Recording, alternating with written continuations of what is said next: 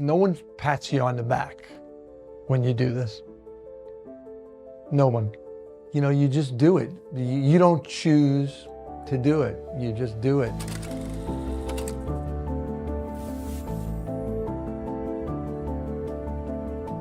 I think for a lot of people who are caregivers, caretakers, guardians, you know, you do feel isolated and lonely. And there are many of us, and it's nice to meet other people who do that because you know, like, we understand each other.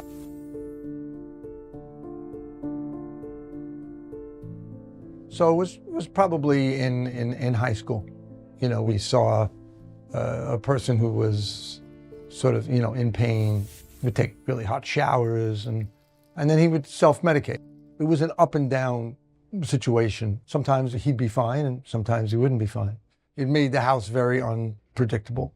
There was a lot of violence in our house. And I, as the second child, I was in the middle of a lot of it, trying to, you know, bring it down, mediate.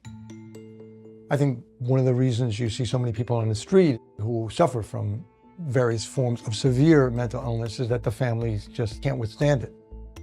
My biggest fear was if I turned my face, that I would see my brother in the street. And I don't want to do that.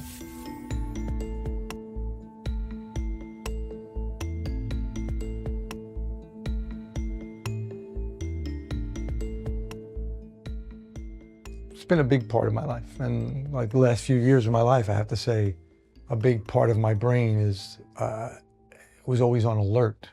You know, I've had to deal with bureaucracy, I've had to deal with police, people who were well-trained and not well-trained, doctors, psychiatrists, workers, violent patients. It's a volatile, dangerous, and at other times very rewarding situation.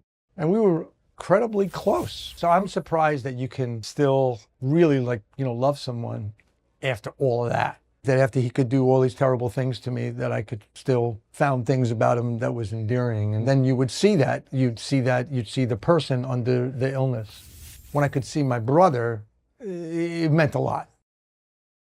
I think it's hard for people, and I think we all feel isolated and overwhelmed. So you have to learn to take care of yourself too, you know, physically, mentally.